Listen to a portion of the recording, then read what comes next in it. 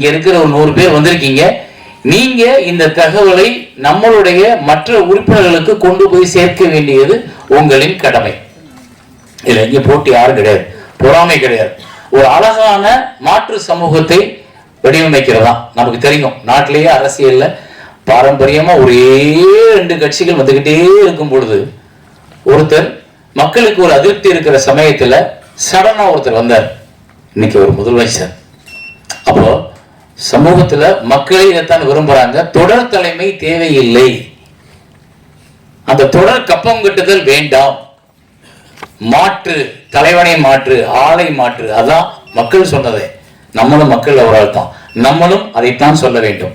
இதுதான் என்னோட ஒரே சித்தாந்தம். இப்போ உங்கள்கிட்ட சொல்ல வேண்டியது, இந்த தேர்தல் அறிக்கையை நாங்க உருவாக்கும் போது எல்லாரும் சொன்ன விஷயம் அதைத்தான் நாங்க முதல் பாயிண்ட போட்டிருக்கோம்.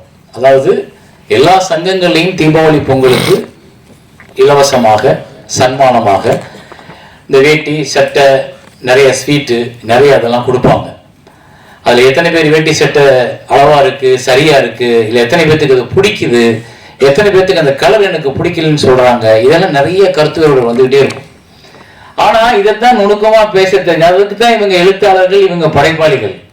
அதுல இருந்து உருவான என்னோட முந்தைய தலைவர், நம்ம கொடுக்கறது அவனுக்கு பிடிக்கலன்னா அது வேஸ்ட், அவனுக்கு திருப்தியை தராது, அதை விட அந்த அமௌண்ட்டை பணமா கொடுத்துருங்க, அவன் விருப்பப்பட்டதை வாங்கிக்கிடுவான், அவன் விருப்பப்பட்ட மாதிரி குழந்தைக்கு எடுத்து கொடுப்பான், அதை விருப்பப்பட்ட ஸ்வீட்டையோ சமையலையோ எல்லாரும் போய் ட்ரெஸ் எடுக்குன்னு நினைக்க மாட்டாங்க, வீட்டுக்கு சாப்பாட்டுக்கு தேவை நினைப்பாங்க. எல்லாரும் 1000 ரூபாய் இப்ப ட்ரெஸ் எடுத்து நினைக்க மாட்டாங்க. அதனால நம்ம பணமா கொடுத்துருவோம்னு முதல் பணமாக அனுப்பிய ஒரு சங்கம் தான் நம்ம சங்கம். அதனால எனக்கு அந்த விஷயத்தை தடுக்கணும்னு தோணல, அந்த விஷயம் வேணாம்னு தோணல. எனக்கு அந்த அந்த அந்த எண்ணம் ரொம்ப பிடிச்சிருந்தது. அப்ப நாங்க சொன்னோம், சார் இருக்கும்போது 1500 கொடுத்தார். இப்ப அவர் போனதுக்கு அப்புறம் அந்த இடத்துல முதல் முறையா நம்ம 2000 ரூபாய் கொடுப்போம். தீபாவளிக்கு 2000 ரூபாய், பொங்கலுக்கு 2000 ரூபாய். அப்ப நாங்க கால்குலேட் பண்ற உட்காந்து, சார் சங்கத்தோட வருமானம் இவ்வளவுதான், இதை நாங்க எப்படி கொடுக்கறது, சும்மா ஆசைக்கா ஒரு வார்த்தையை சொல்றது கொடுக்க முடியலன்னா அப்படின்றப்போ அதுக்கு ஒரு திட்டம் திட்டுறோம். இந்த திட்டத்தின் மூலமாக வரும் வருவாயில் இதை நாங்கள் கொடுக்க அது என்ன திட்டம்லாம் அப்ப சொல்ல மாட்டோம். ஆனா அந்த திட்டம் திட்டுறோம். அந்த திட்டத்திலிருந்து வர்ற வருவாயில இந்த 2000 அவசியம் கொடுக்கப்படும் நம்ம மக்களுக்கு. இது முதல் பாயிண்ட். இரண்டாவது பாயிண்ட், மருத்துவ காப்பீடு. எல்லா யூனியன்லயுமே சேர்க்கோம், பேசுறோம், நாங்களும் நிறைய பேர்கிட்ட பேசியிருக்கோம். மருத்துவ காப்பீடு என்பது நமக்கு திடீர்னு பார்த்தா ஒருத்தருக்கு உடம்பு சரியில்லை, அவங்களுக்கு தேவைப்படுது, அவங்ககிட்ட கையில காசு இல்லை, வயதானவர்கள் நிறைய பேர் இருக்காங்க, அவங்களுக்கு வருமானம் இல்லை, திடீர்னு உடல்நிலை சரியில்லை, அவங்க எங்கே போவாங்க, அவங்களுக்கு என்ன செய்யணும், யார் பாதுகாப்பு கொடுக்கறது? அப்ப வரவங்களுக்கு சங்கத்திலிருந்து இந்த இது கொடுக்கறதுக்கு ஒரு அனுமதி வேணும். அதை எப்படி கொண்டாடுதுன்றப்போ இங்கே ஒரு குரூப் இன்சூரன்ஸ் மாதிரி ஒரு விஷயத்தை தொடங்கி அதில் யார் யாருக்கெல்லாம் எப்ப தேவைப்படுதோ அவங்க அந்த இன்சூரன்ஸ் கார்டை பயன்படுத்தி ஒரு குறிப்பிட்ட ஹாஸ்பிட்டல்ல அந்த மருத்துவத்தை பார்த்துக்கிறதுக்கான வசதியை ஏற்படுத்தி கொடுக்க போகிறோம். இதுல யாருக்கும் முடியலன்னா நீங்க போய் யாருக்கிட்டையும் நிக்க வேண்டியதில்லை, ஒரு போன் பண்ணி கேட்க வேண்டியதில்லை. எங்கேயும் நீங்க நேர எழுத்தாளர் சங்கத்துக்கு தெரியப்படுத்தும் பொழுது உங்களுக்கு அதற்கான தேவை கட் பண்ணுங்க, அதற்கான தேவை, அதற்கான செலவை, அந்த மருத்துவத்திற்கான செலவை அது குறிப்பிட்ட அளவு தான், ரொம்ப செய்ய முடியாது. அதை நம்மளோட சங்கம் அதை ஏற்றுக்கொள்ளும் அப்படின்ற விஷயத்தை உங்களுக்கு நாங்க தெரியப்படுத்துறோம். அதுக்கடுத்து கதை திருட்டு இழப்பீடு. நமது உறுப்பினர் சங்கத்தில் பதிவு செய்யும் ஒவ்வொரு கதைக்கும் அதன் எழுத்தாளர் அந்த கதையின் மூலம் எதிர்பார்க்கும் ஒரு தொகையை மதிப்பீடு செய்யலாம். அந்த மதிப்பீட்டிற்கு கதையை அதற்கான பிரத்யேக காப்பீட்டு திட்டத்தின் மூலம் இன்சூர் செய்யலாம். இப்படி கதையை இன்சூரன்ஸ் செய்வது மூலம் எதிர்காலத்தில் ஒருவேளை அந்த படைப்பு கதை திருட்டு பிரச்சனைகள் சிக்கி அதுக்கு தீர்வு கிடைக்காமல் போகும் பட்சத்தில் இன்சூரன்ஸ் செய்த தொகை இழப்பீடாக கிடைக்க வாய்ப்பு இருக்கிறது. இந்த திட்டத்தின் மூலம் படைப்புகளுக்கான பொருளாதார ரீதியான பாதுகாப்பை நமது சங்கம் உறுதி செய்கிறது. இந்த திட்டம் இந்தியாவிலேயே முதன்முறையாக அறிமுகப்படுத்தப்படும் ஒரு முன்னோடியான திட்டமாகும். அதற்கான பேச்சுவார்த்தையும் திட்ட வடிவமைப்பு நடந்து கொண்டிருக்கிறது. கதை தலைப்புக்கான உரிமை. இதுவரை பல தயாரிப்பாளர் சங்கங்கள் மட்டுமே கதைகளுக்கான தலைப்புகள் பதிவு செய்யப்பட்டு வருகின்றன. நமது எழுத்தாளர்கள் சங்கத்தில் தலைப்புகள் கதையின் ஆசிரியர்களே தனியாக பதிவு செய்வதற்கான திட்டத்தை மற்ற சங்கங்களுடன் பேசி புரிந்துணர்வு ஒப்பந்தம் மூலம் உருவாக்குவோம். ஏன்னா நம்ம தான் கதை பண்ணும்போது முதல்ல ஒரு தலைப்பு வைக்கிறோம். இந்த தலைப்பு அங்கேதான் வைக்கப்படுது. அதுக்கப்புறம் தான் தயாரிப்பாளருக்கோ நடிகர்களுக்கோ போகும்போது அந்த தலைப்பை நம்ம சொல்றோம். சோ ஆதி எங்க தொடங்குதுன்னா எழுத்தாளர்கிட்ட தொடங்குது, எழுத்தாளர் சங்கத்தை தொடங்குது. அப்ப அந்த தலைப்புக்கு உரிமை முதல்ல எழுத்தாளருக்கு தான் உண்டு. அப்ப எழுத்தாளர் சங்கத்துல பதிவுக்கிற கதைக்கு நம்ம ஒரு பாதுகாப்பு கொடுக்கிறோம். சங்கத்தில் பதிவு செய்யும் தலைப்புகள் தயாரிப்பாளர் பரிசீலனைக்கு ஏற்று எழுத்தாளர்கள் தங்கள் கதைக்கு சூட்டிய தலைப்புகளே படத்தின் தலைப்பாக தோன்றுவதற்கான வாய்ப்பு உருவாக்கப்படுகிறது. நீங்க எதுவாக நம்மகிட்ட கேட்கணும், டிஸ்கஸ் பண்ணணும். கடைசி வரை அந்த தலைப்பு நீங்க கொடுக்க விரும்பவில்லைன்னா உங்களோட அது பயணிக்கும். நீங்க இந்த தலைப்பு போச்சேன்னு ஃபீல் பண்ண வேண்டியது இல்லை. அதுக்கு கண்டிப்பாக இதற்கான முயற்சியை நாங்கள் எடுக்க முடியும். புதிய ஒப்பந்த வடிவம். கதாசிரியர்கள், திரைக்கதை ஆசிரியர்கள், வசன கர்த்தாக்கள் மற்றும் பாடல் ஆசிரியர்களின் தயாரிப்பு நிறுவனங்களுடன் மேற்கொள்ளும் ஒப்பந்தங்களுக்கான மாதிரி வடிவம் சட்ட வல்லுநர்கள் மற்றும் மூத்த எழுத்தாளர்கள் ஆகியோரின் ஆலோசனையுடன் திருத்தப்பட்டு முழுமையான சட்ட பாதுகாப்புள்ள ஒப்பந்தம் உருவாக்கப்படும். இதன் மூலம் எந்த காரணத்திற்காகவும் நமது எழுத்தாளர்கள் ஏமாற்றப்படாத சூழல் உறுதி செய்யப்படும். முதல் கதை அல்லது முதல் பாடலை எழுதும் உறுப்பினர்கள் இந்த ஒப்பந்த வடிவத்தை கட்டாயமாக பயன்படுத்த வேண்டும். அதன் பின்னர் இரண்டாவது கதை அல்லது பாடலில் இருந்து தங்களது ஊதியத்தை தாங்களே நிர்ணயித்துக் கொள்ளும் சுதந்திரத்தை சங்கம் வழங்குகிறது. முடக்கம் தவிர்த்தல். ஒரு கதையை நமது உறுப்பினர் ஒரு இயக்குனருடனோ அல்லது தயாரிப்பாளருடனோ ஒப்பந்தம் செய்து கொண்ட பின்னர் அந்த கதை 2 ஆண்டுகளுக்குள் திரைப்படமாக தயாரிக்கப்படவில்லை என்றால் அந்த கதையின் முழு உரிமை மீண்டும் கதாசிரியரையே வந்து சேரும்.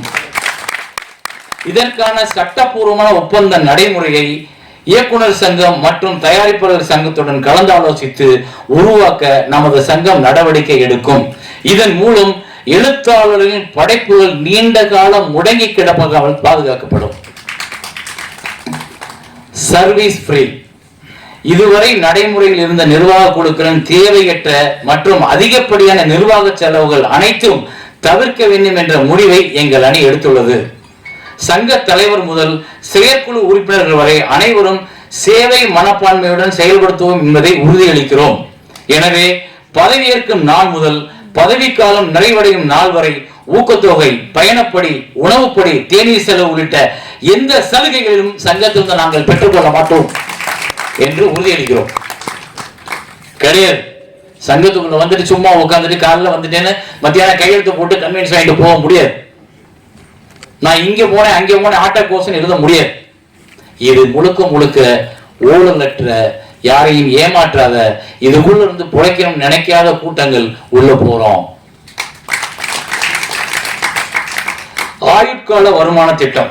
கதை உரிமை புகார்கள் மற்றும் படைப்புகளின் பாதுகாப்பு தொடர்பான அனைத்து பிரச்சனைகளுக்கும் உரிய சட்ட நடவடிக்கைகள் சங்கத்தின் மூலம் மேற்கொள்ளப்படும்.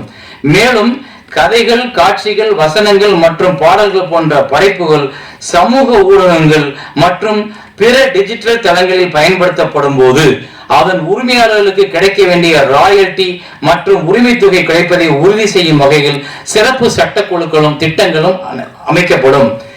ஐபிஆர்எஸ் சொசைட்டி மற்றும் பதிப்புரிமை நிறுவனங்கள் குறித்து விரிவாக ஆய்வு செய்து நமது எழுத்தாளர்கள், பாடலாசிரியர்கள் மற்றும் பிற படைப்பாளர்களுக்கு சட்டப்பூர்வமான பாதுகாப்பு உரிமைகள் கிடைக்க தேவையான ஒப்பந்தங்கள் உருவாக்கப்படும். இன்னைக்கு ஒரு பாட்டு எடுத்துட்டா இளையராஜா சார் உடனே அதோட ரைட்ஸ் எடுத்துக்கிறார். அவர் பாட்டை வேற யாரும் பயன்படுத்தக்கூடாதுன்னு சொல்றோம். அந்த பாட்டுக்கு ஒரு கவிஞர்களுக்கு படைப்புரிமை போகுது, ஒரு பாடகர்களுக்கு படைப்புரிமை போகுது. ஆனா அந்த பாட்டை உருவாக்குறதுக்கு உட்கார்ந்து 4 சிச்சுவேஷனை சொல்லி கதை சொல்றாங்க டைரக்டர், இயக்குனர், எழுத்தாளரும், அவனுக்கு போக மாட்டேங்குது. இது வரைக்கும் யாரும் அதை கேட்கல. இது வரைக்கும் அதை கேட்க மாட்டேன்றோம். ஏன் கேட்கலன்னா ஒருத்தர் கொடுத்த ஒப்பந்தத்தை நம்ம அப்படியே ஃபாலோ பண்றோம்.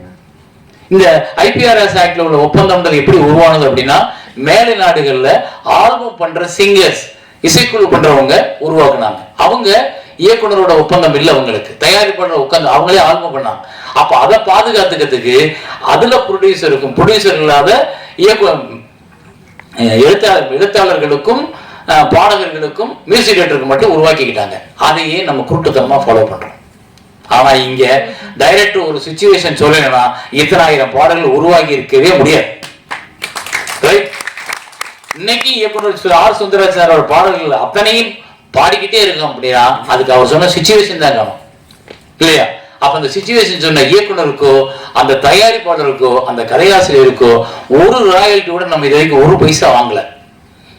என்னோட அவரவர் வாழ்க்கையில் பாட்டும், என்னோட தோழ பாட்டும், என்னுடைய எல்லா பாடல் ஒவ்வொரு பூக்களுமே பாட்டும் இதுவரை எவ்வளவு சம்பாதிச்சிருக்குன்னு எல்லாருக்கும் தெரியும். ஆனா அதுக்கான ஒரு பைசா கூட எனக்கு ராயல்ட்டி வந்ததில்லை. அப்ப எங்க நம்ம ஏமாற்றப்படுகிறோம், எங்க நம்ம விழிக்காமல் இருக்கிறோம், எங்க யாருமே நமக்காக பேசாம இருக்காரு அப்படின்னா நமக்கு முன்னாடி இருந்தவங்க. அந்த கேட்டை உடைச்சிட்டு நம்ம அதை செய்வோம். உலகம் முழுவதும் செயல்பட்டு வரும் பதிப்புரிமை மற்றும் அறிவுசார் சொத்துரிமை இன்டெலெக்சுவல் ப்ராப்பர்ட்டி ரைட்ஸ் அமைப்புகளுடன் இணைந்து செயல்படும் வாய்ப்புகளும் ஆராயப்படும். இது தொடர்பாக உறுப்பினர்களுக்கு சட்ட சிக்கல்கள் ஏற்படும் சூழலில் அவர்களுக்கு உதவுவதற்காக நமது சங்கத்தின் சார்பில் அனுபவம் மிக்க வழக்கறிஞர்கள் கொண்ட சட்ட உதவி குழு அமைக்கப்படும். கொண்டாட்டம் நமது உறுப்பினர்கள் படைப்பாற்றலை ஊக்குவிப்பதோடு மட்டுமில்லாமல் தமிழகம் முழுவதும் உள்ள எழுத்தாளர்கள், பாடலாசிரியர்கள் மற்றும் கவிஞர்களையும் ஊக்குவிக்கும் நோக்கில் ஆண்டுதோறும் ஒரு பெரும் கலை திருவிழா நடத்தப்படும். இந்த விழாவில் சிறந்த படைப்பாளர்களுக்கு விருதுகள் வழங்கப்பட்டு ஒவ்வொரு துறையிலும் குறைந்தபட்சம் 10 பேருக்கு கௌரவம் பாராட்டு சான்றிதழும் வழங்கப்படும். இந்த விழா தமிழகத்தின் 3 முக்கிய நகரங்களில் நடக்கும். விழாவின் மூலம் கிடைக்கும் வருமானம் முழுவதும் நமது சங்கத்தின் நலத்திட்டங்களுக்கு பயன்படுத்தப்படும். வேலைவாய்ப்பும் வருவாயும் நமது சங்கத்திற்காக பிரத்யோக வலைத்தளம் அதாவது வெப்சைட், யூடியூப் சேனல் மற்றும் தனிப்பட்ட மொபைல் செயலி ஆப் உருவாக்கப்படும். யூடியூப் சேனலுக்கான நிகழ்ச்சி அனைத்தும் நமது சங்க உறுப்பினர்களும் நமது சகோதர அமைப்பான இயக்குனர் சங்க உறுப்பினர்களும் எழுதப்பட்டு இயக்கப்பட்டு தயாரிக்கப்படும். இதில் குறும்படங்கள், வெப் சீரிஸ், யூடியூப் திரைப்படங்கள் மற்றும் பல்வேறு பொழுதுபோக்கு நிகழ்ச்சிகள் இடம்பெறும். இதன் மூலம் சங்கத்திற்கு புதிய வருவாய் வாய்ப்புகள் உருவாகும். அதே நேரத்தில் நமது உறுப்பினர்களின் திறமையும் தனித்துவமான படைப்புகளும் திரைப்பட துறையினரிடையே பரவலாக அறியப்படும் போது சங்க உறுப்பினர்களுக்கு இந்த திட்டத்தின் மூலம் நிறைய வேலை வாய்ப்புகளும் வாழ்க்கைக்கான வாய்ப்புகளும் உருவாக வாய்ப்பு இருக்கிறது. நம்மளோட திறமையெல்லாம் முடக்கி போட்டு வச்சிருக்கோம். வரும்போது கூட ஒரு மூத்த உறுப்பினர் சொன்னாரு, இங்க ஒரு 10 கதையை போட்டு வச்சிருக்கா சார், அப்படியே கிடக்கு. அது கடைசிக்கு அப்படியே கடந்து எனக்கு பின்னால அது யாருமே பயன்படுத்தாம போயிடும். அப்ப அந்த கதைகள் நம்மளுடைய சங்கத்தின் மூலம் எங்க எழுத்தாளர்கள்ட்ட இப்படி கதைகள் இருக்கு அப்படின்றத குறுகிய வடிவத்துல காமிப்போம். ஆப் என்பது ரொம்ப அழகான ஒரு விஷயம். அந்த ஆப்ல எத்தனை எழுத்தாளர் இருக்காங்க, எத்தனை பேர் அந்த கதைகள் இருக்கு, எத்தனை கதைகள் பதிவு செய்யப்பட்டிருக்கு, அந்த கதையோட டாப் லைன் என்ன, இது எல்லாம் அது இருக்கும். உங்களை அதை படிக்கிற தயாரிப்பாளர்கள் தாராளமா அவங்களே தொடர்பு கொள்ள முடியும். இந்த ஆப் நல்லா இருக்கு, நீங்க கதை சொல்ல முடியுமா, அதற்கு இந்த சங்கம் உங்களோட ஒத்துழைக்கும். எந்த இடத்துலையும் உங்களை அந்த சங்கம் விட்டு கொடுக்காது. வேலை வாய்ப்பு முறை படிச்சது, படைப்பாளிகளின் கௌரவிப்பு. ஒவ்வொரு ஆண்டு திரைப்படத்துறையில் சிறந்து விளங்கும் எழுத்தாளர்களையும் பல்வேறு துறைகளில் சிறப்பான பங்களிப்பை வழங்கிய தகுதியான கலைஞர்களையும் தேர்வு செய்து அவர்களுக்கு சிறப்பு விருதுகள் வழங்கும் வகையில் ஒரு பிரம்மாண்டமான விருது வழங்கும் விழாவை திட்டமிடுகிறோம். இந்த விருதுகள் எழுத்துலகில் முத்திரை பதித்த தலை சிறந்த எழுத்தாளர்களின் பெயரில் வழங்கப்படும். இப்ப கி ராஜநாராயண ஐயா இருக்காருன்னா அவர் நம்மளுடைய பெரிய எழுத்தாளர், அவர் பேர்ல ஒரு விருது இருக்கும். நம்ம சங்கத்திலேயே ஒரு பெரிய எழுத்தாளர் இருக்காருன்னா அவர் பேர்ல ஒரு விருது இருக்கும். சோ இதன் மூலம் அவர்களின் சாதனைகளும் படைப்பும் பங்களிப்பும் அடுத்த தலைமுறை எழுத்தாளர்களுக்கு அறிமுகப்படுத்தப்பட்டு அவர்களின் பாரம்பரியம் போற்றும் வாய்ப்பை உருவாக்கப்படும். இன்னைக்கும் மலையாள இண்டஸ்ட்ரியில படம் எடுத்தா தேங்க்ஸ் டு எம்டி வாசுதேவன் நாயர்னு போறாங்க. நம்ம ஊர்ல எத்தனை எழுத்தாளர்களுக்கு